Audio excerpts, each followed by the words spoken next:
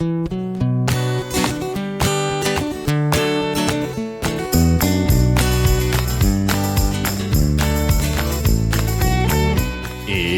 the Underpowered Hour. On this week's show, JLR is still under cyber attack. And then it's everybody's fifth favorite segment, What's Selling on Bring a Trailer.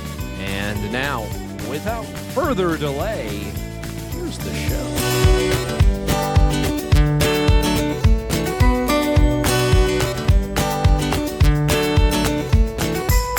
Welcome to the Underpowered Hour. I'm Steve Beres, mild-mannered television executive by day and Land Rover collector by night. You can find out more about our cars and what we're working on at theberescollection.com or follow us on Instagram at theberescollection. I'm joined, as always, by my good friend, Goss. Thank you to everyone joining us today. I'm the skid plate to Steven's air dam. I'm the surprisingly thick host of podcasting, Ike Goss. I own and operate Pangolin 4x4 in Springfield, Oregon, where we live and breathe Land Rovers. Check us out online on Facebook, Instagram at Pangolin 4x4. Let's get started. All right, Ike. Well, this week in the news, not a lot of JLR news because JLR is still under cyber attack.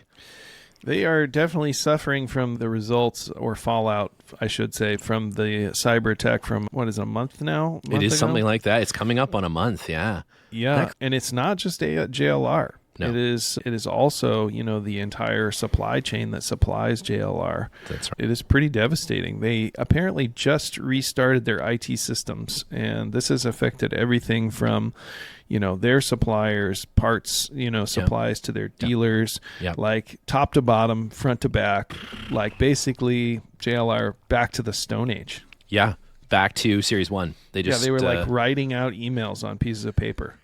Like initially, anyway. Yeah. And I guess they brought the Tata IT group in finally to sort this mess out for them.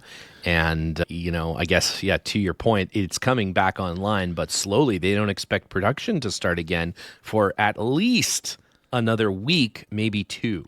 So which is more devastating, the tariffs or the cyber attack? Jeez, it's really hard to say. It's rough. Oh, man, one right after the other, too, It's just... and do we know who's behind this?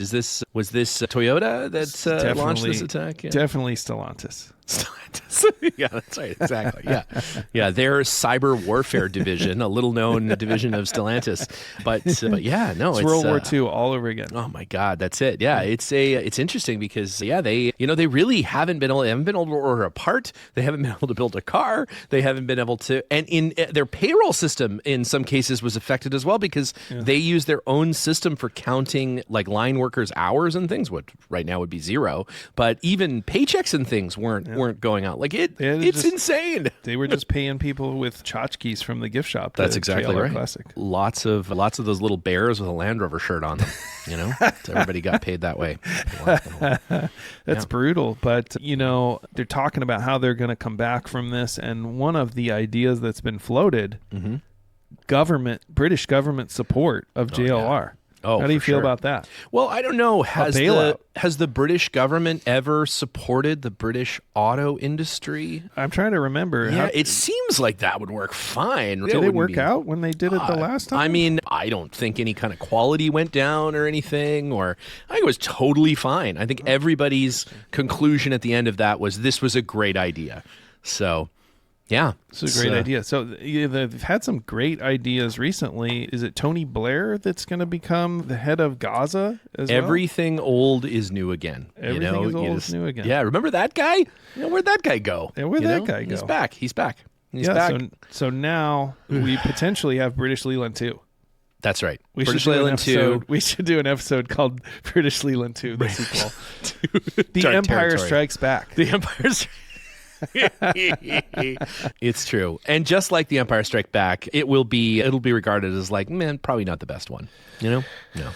I don't know. Empire's pretty good. I like it's Empire. not too bad. I like Jedi. Do you think Jedi's better than Empire? You're crazy. I don't know. I like Jedi. I like it a lot.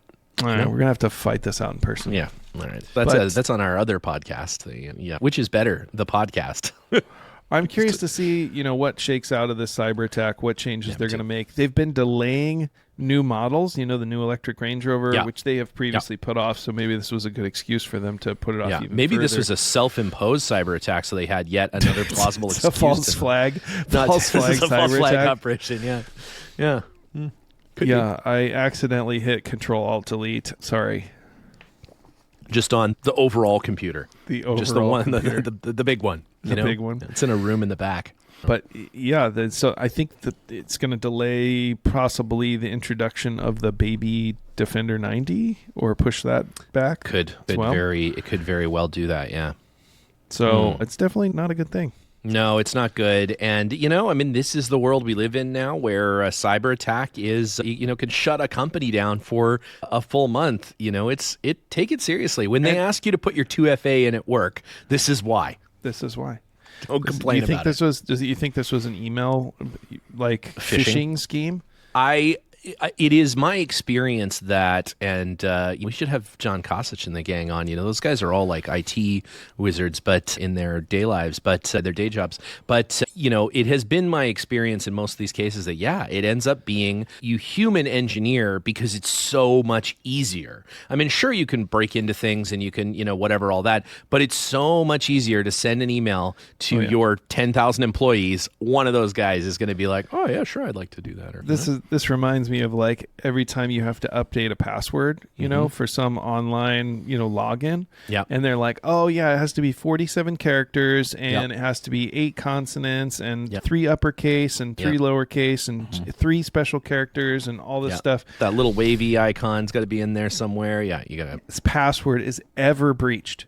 No one's password is ever breached. It's always on the back end. 100%, your data is stolen from those people. Your password is never guessed. No, exactly. The people that are asking you to change your password all the time and put in all that dumb shit, they're the ones that are getting the shit stolen. That's not exactly you. Right. It's not exactly you. right. Yeah, it's not 100%. That's true. No, it is amazing. And it's like taking your shoes off at the airport. It's performative security. Performative security. It's to make you feel better. It isn't to actually at all. No, not at all. It's performative security. Well, we should have an IT security professional come on the show because this is actually pretty interesting. But I'm guessing, some employee probably clicked on an email. You've won.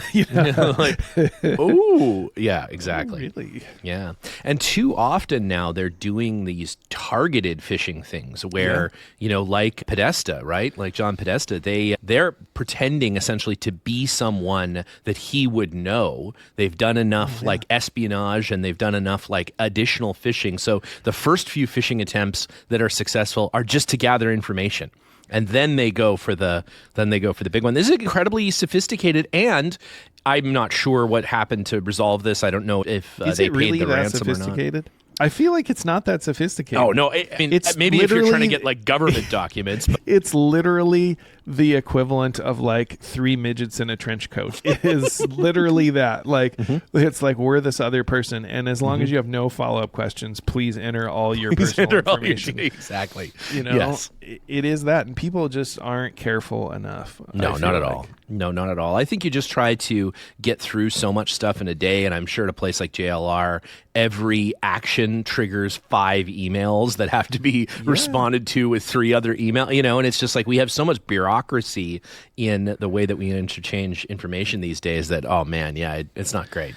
We had a situation at work where there was an attempt to scam us through a cyber attack to shut down the Pangolin 4x4 systems. Yeah, basically, and freeze it out. What happened was we were billing a customer and we sent them an email that was like, this is the amount, this is our bank details, please send us a wire, et cetera, et cetera.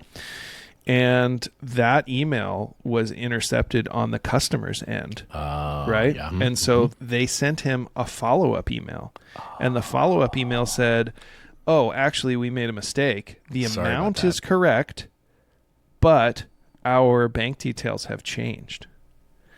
Nice. And so he received that email, and fortunately, he called us and was like, hey, is this accurate? Did you change your banking details? And we were like, absolutely not. We didn't change anything. Oh, my God. Yeah. But it was actually pretty slick. because it had the amount, it had the correct amount. He had already been in a conversation with us. He was expecting, various correspondence, and so forth. So one spoofed email almost led to a huge theft of funds on his behalf. And those are hard. Wire transfers are such a hard thing. There isn't the protection around them that there is if it was on a credit card or something like that. But wow, that's crazy. It was crazy, but and it really actually didn't have anything to do with us or our systems. Right, sure. But it was just how quickly can somebody be scammed out of a pretty tremendous amount of money, Wow. very quickly. So the benefit of the pangolin system is that every order is simply kept in Linus's memory. He just remembers them all. He just knows what everybody needs. Honestly, that would probably be more secure because he himself would probably forget. Yeah, that's right.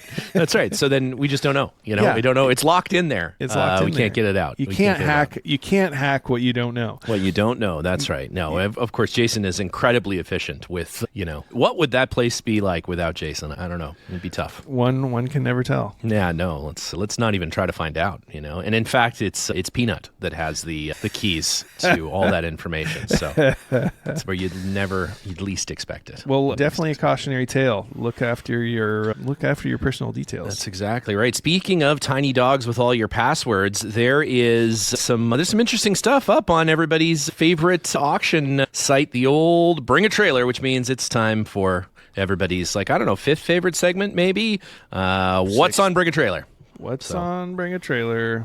We need to get theme songs for some of these little segments. I'll work on that. See if there's any, maybe they could all be banjo themes. We'll get Linus on that. He is actually at a bluegrass festival as we speak. He is waxing his banjo or whatever they do with banjos to make them sound better. I don't think that's true. You can't make them sound any better. No, you fill them with banjo juice, I think. Banjo juice? You got to keep them refilled. Well, he's out. Let me tell you. Oh, my God. Is he ever? So he ever? What did you see on Bring a Trailer that you're Well, there's a excited couple about? of interesting. There's a couple of series cars, which we always like to start with. There is there's a 2.8 liter 71 with a galvanized. I kind of like the look of that thing. Yeah, I do too. I really like that color. I'm not sure if it's hard to tell with the light if it's color matched correctly, but I do like the color. Now it has a galvanized bulkhead that has been left galvanized. What's your feeling on that? How do you like that aesthetic? I know this car because it used to belong to a customer of ours. Oh, nice. And I think we rebuilt the transfer case or something on this. I kind of like this car. It's sort of a sand glowy. I'm not sure or maybe it's that Australian sort of mustard mustard color. Yeah. But and it is a Bitza, don't get me wrong. Like it has elements of several different vintages, but I like it. It works. It's got the headlights in the grille panel. It's got the single turn signal lights on the front bullet fenders. Style turn signal, But then it also has the side marker lights, from a late 2A or a Series 3. And it's got the galvanized bulkhead. It's a pickup with a 3/4 canvas, not a common configuration. Yeah, it's cool. Also has station wagon rear seating, the 4 individual jump seats. Yeah, so if you're using this as a beach car, farm car or something, you can throw the kids in the back either with or without the top on, which is pretty cool. In California, if it doesn't have the piece of canvas on, they are considered to be sitting in the truck bed, and that's illegal. Really? If the canvas is on it, totally fine. Crazy. Yeah, it's perfect law. Perfect laws here. Crazy. Literally everything is galvanized. This thing couldn't be more galvanized. It is from the East Coast. Yeah, so that makes sense. Yeah, it is warranted. It probably could be more galvanized. But, the grill plate is galvanized. It's kind of neat, It's a nice mix of galvanized and non-galvanized parts. It's not like just one thing is galvanized and then everything else kind of looks weird. They've done a nice job, It's a good balance, I think. And the interior looks really nicely appointed. Like it's in good shape, but not like, there doesn't look to be anything too weird. It's got a few bumps and bruises and, whatever, but it's kind of an appealing looking car. And, if you describe this car to me you were like, oh, it's mustard colored and it has a blue 3/4 canvas and it's galvanized and has limestone pieces. And I'd be like, not that great. But somehow it works, and I do like a lot of the elements of it. So yeah, I do too. Yeah, I think this would be a good car. 17,000 on Bring a Trailer today, Friday. What is it? Is it the 26th today already? Holy moly! Yeah. So 3 days left. So by the time you listen to this, it's probably just wrapping up its thing. So get in there, get some bids, and see what you can get. It's got parabolic springs on it. There's also Dormobile.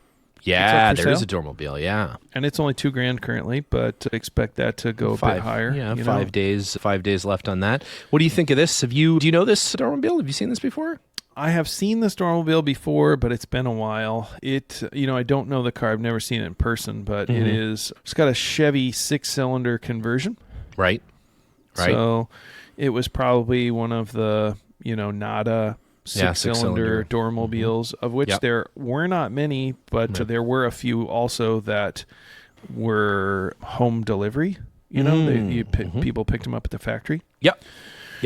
So I don't know whether this is one of those cars or not, but it looks mostly complete. It looks like it was a refrigerator stand car instead of a wardrobe car. Yeah. Which was an extra cost option. It does not look like it has the original refrigerator, and it obviously has the Chevy 6-cylinder. I'm curious about the steering because the radiator goes from one fender to the other fender, and typically you would find the steering relay somewhere there in between, on the front cross member. So I am very curious what they did with the steering on this one, but it has its stove, it has the sink, it has the folding seats, the raising top, Lots to like about a Dormobile. I don't know whether this is a good one or not, but it is pretty intriguing. Yeah, it's got lots of the neat bits. How's that? Is that the original stove? I believe it is. Yeah, it looks like the original stove. Yeah, that's really cool. Yeah, doesn't who knows how much is actually on the clock? It's showing 63,000, but could be anything. And more. It's going to be, but the top looks like it's in good shape. I like this one. I think with a little bit of TLC, you could bring this up to a pretty nice car. And with that Chevy 6-cylinder in it, obviously it's pretty reliable and easy to deal that part with. of it is. Yeah. Nothing else is, but it's too bad. I just sold not a 6-cylinder engine. Could have thrown back in this, make it less reliable and harder to work on. It'd been great. Brutal. Yeah. Brutal. Well, speaking of North American Spec trucks, there is one that recently closed just a few days ago. Yeah. And this is a car that I had seen in Death Valley, and it's kind of interesting. It is a NAS spec station wagon with a 4.6 liter V8. And it's pretty interesting because it didn't sell for a lot of money. No, and why do you think that? What do you think that is? Well, I think the cars that bring a lot of money are maybe more original. This one has a replacement motor. It has a lot of off-road, features, big tires and things, and lockers and all that stuff. But some people like those features, and it is a station wagon, and it is a 95. It's been converted to automatic instead of manual. Has a little trailer, made out of another Defender 90 bed on the back. So it's kind of like an off-road, like campery thing. I mean, whoever built this car has way more than the $30,000 that this costs. Yeah, for sure. Also has a underdrive, an Ashcroft underdrive, which is a pretty cool feature. That is super cool, yeah. And it's got some good pieces on it. So I don't know, man. I don't know why that thing was so cheap. Well, actually, I do know. It has a branded title, but even in parts, I feel like you could part this thing out for more than $30,000. No, it's interesting because, I guess, some days the market is there for these cars and some days it is not. A good example of that might be the recently sold 2003 Land Rover Freelander. It's a 3-door. And apparently runs, that no one can know that for sure, but no reserve and sold for $4,400, which, for the enthusiast community, let's say, that is interested in shitty old Freelanders, that's a great deal, actually. Surprisingly, they are worth more than their scrap value, which they really shouldn't be, but I think should be worth less than their scrap value. I think just ironically there is a sort of price tag that goes with them, and that's not a bad car, like I want a 3-door real bad. I need that, like I need to get punched in the face, but I always thought that the Freelander for you was that one that was the X Carlos Sainz, Colin McRae, recce vehicle, the rally spec, blue Freelander. That is up your alley, sir. I want that car so badly. I mean, I'm a huge Formula One fan, and so I love Carlos Sainz Jr., but Carlos Sainz Sr., who is the gentleman who drove that vehicle, is like one of my favorite rally drivers of all time. Like, that dude is like 70 years old, and I think could still outdrive Carlos Sainz Jr. He's just he's a legend, man. And yeah, that would be cool. I really wanted that one, but space and what have you. And then finally, there was a 96 Land Rover Discovery XD, which apparently was part of the Eco Challenge up in British Columbia there in 96. Looks really nice. Selling with no reserve until it wasn't. Got yanked. Withdrawn. Feels Can like you do maybe. That? What do you have to do? I honestly don't know. I think that It's like a rug pull, right? well, technically, that there was something during this auction was not fair for the buyer and or seller. It might be relisted in the future at auctions if this can be corrected. So what do you do? Like, if you're this person and you're like, oh, it's not meeting the reserve. Right. And I don't want to sell it for this cheap. What do you say? You just like, oh, I forgot to mention the engine blew up. Right, exactly. And then you just pull it. And then you just pull it, maybe? Fair. Yeah, it wasn't fair. So I don't know. I mean, it got up to $7,200, and it has come to our attention that through the seller that the car is experiencing mechanical problems that will impact its ability to be sold to the new owner in a timely manner. That's As exactly a result, what happened. we've elected to withdraw the auction at this time. And the translation for that is, I didn't want to sell it that cheap. I didn't want to sell it that cheap, so maybe. Now, the Eco Challenge Discovery, that comes with a rain stick and a box of Rainforest Crunch, doesn't it? That's correct. That's exactly right. Yes, that's exactly a right. didgeridoo. A didgeridoo, and you go, yeah, that's exactly right. That's actually, that's the one issue with the car is that anytime you're driving, it makes that noise. They just take it in the mechanic. It's making this weird noise. It sounds like Crocodile Dundee intro. Yeah, just fucking in there, yeah. No, the exhaust on the Eco Challenges famously was replaced with the didgeridoo. Didgeridoo. Yeah, it would I did not know that, but I'm not surprised. Yeah, no, that's a feature of that car. but yeah, it has. It looks like it might have its original roof rack, and definitely doesn't have its original lights because the roof lights were Land Rover. Yeah, they were Land Rover lights, and then it doesn't. It doesn't look like its original brush guard, but it might be. It might be. And they came with a steering box guard. They came with lots of fun little, it's an XD car. There's there were nothing special over top of the standard XD, except that they had the stickers on them for the event. But it was actually an event that was like organized to sell the XD package cars. But I mean, all the events are organized to sell the cars, right? That's exactly right. Yeah, that's the reason that a car company would do something like that. But yeah, I mean, they're cool. I've always wanted an XD. I just, remember when they came out wanting one, and they're cool, but Message person. Yeah, maybe I could get a deal on it. I don't mind the mechanical problems. Clearly, it was disclosed that this vehicle. Yeah, it was disclosed this vehicle is a Land Rover, and therefore we decided to withdraw it from sale. But yeah, it's interesting. I mean, hey, there you go. Sell with no reserve, and if you don't like the numbers that's coming in, just say, "Oh yeah, no, this is a shitty car. This is shitty." I have a question for you, and this goes back to the Freelander listing. Have you ever looked at the historical sale data for the Freelander on Bring a Trailer? I haven't. No. Is it good? What does it say? I'm not sure. I was just curious because don't they have like a little graph and it shows they the do. data So points you can go if you just pick. I don't even see. Oh, here we go. It'll disclose it here somewhere. I'm just looking for the thing where it says Freelander. I actually don't. I don't see one for Freelander. They have one for LR2s. They got everything else.